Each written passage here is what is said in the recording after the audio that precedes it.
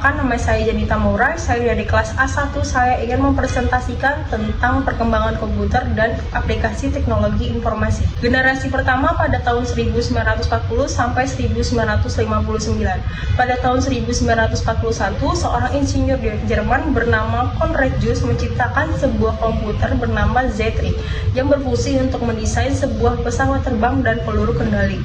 2 tahun setelahnya, pada tahun 1943, Inggris berhasil menyelesaikan pembuatan komputer pemecah kode rahasia yang bernama komputer Colossus.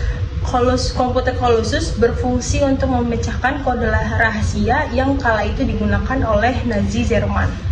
Generasi kedua pada tahun 1959 sampai 1965.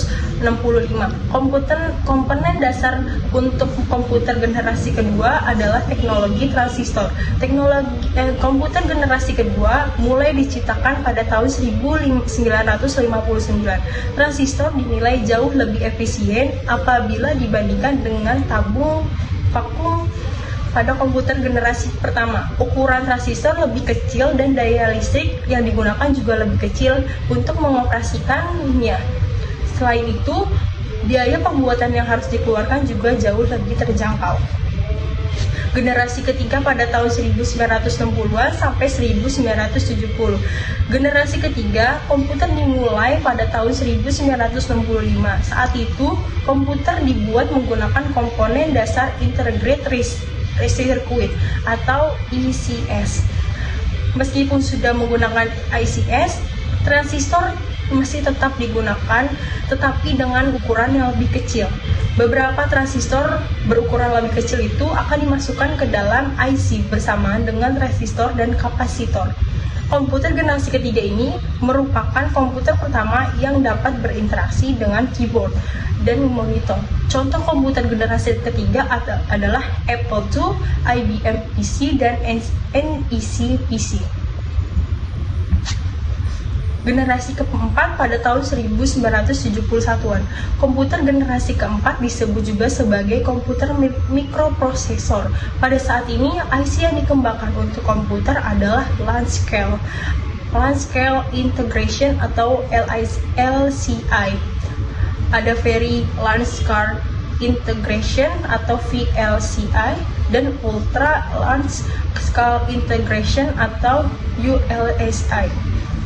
Komputer pada generasi keempat menggunakan komponen dasar mikroprosesor atau chip mikroprosesor yang menghubungkan komponen dasar yang mengandung ribuan transistor dan beberapa macam elemen sirkuit saling terhubung. Saat itu mikroprosesor telah diproduksi dan kemudian diprogram untuk memenuhi seluruh kebutuhan, termasuk kebutuhan rumah tangga seperti microwave, oven, televisi, dan mobil elektronik. Perangkat lunak yang sangat populer pada kala itu adalah program word processing atau spreadsheet. Generasi kelima. Komputer generasi kelima sudah mengalami perkembangan teknologi yang jauh lebih pesat. Komputer pada generasi kelima telah menggunakan mikroprosesor berteknologi ULSI.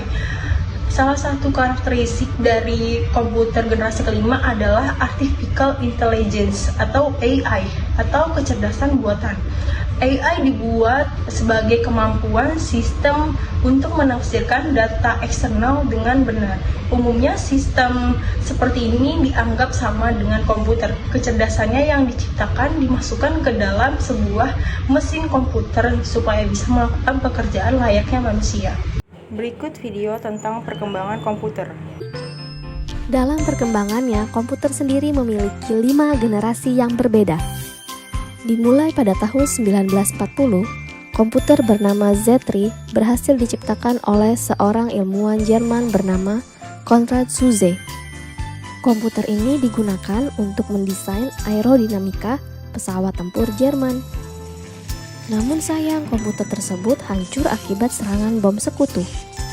Beralih ke pihak sekutu, pada tahun 1943, sebuah komputer bernama Colossus berhasil diciptakan oleh Tommy Flowers.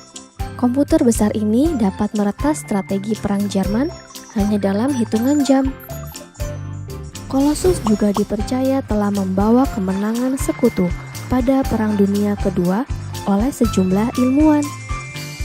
Mulai dari sinilah banyak perusahaan yang akhirnya ikut mengembangkan teknologi komputer. Hingga akhirnya memasuki generasi kedua, di mana vacuum tube dalam komputer mulai tergantikan dengan transistor. Komputer pertama yang menggunakan teknologi transistor ini bernama Univac Clark, yang difungsikan untuk simulasi hidrodinamika senjata nuklir. Namun seiring berjalannya waktu, peneliti menemukan kelemahan dari transistor yang dapat merusak komponen dalam komputer. Dan pada generasi ketiga terciptalah semikonduktor sebagai sebuah solusi yang dibuat oleh Robert Noyce.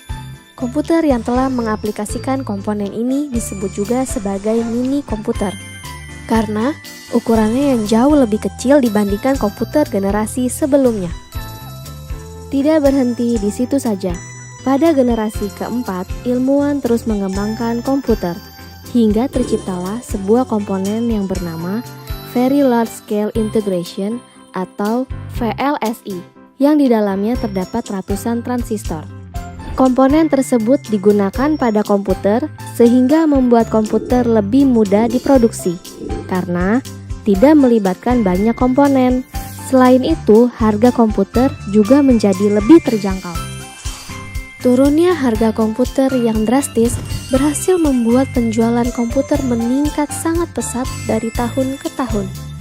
Hingga akhirnya pada tahun 1983, majalah Time menobatkan komputer sebagai sebuah hal yang paling berpengaruh pada masa itu.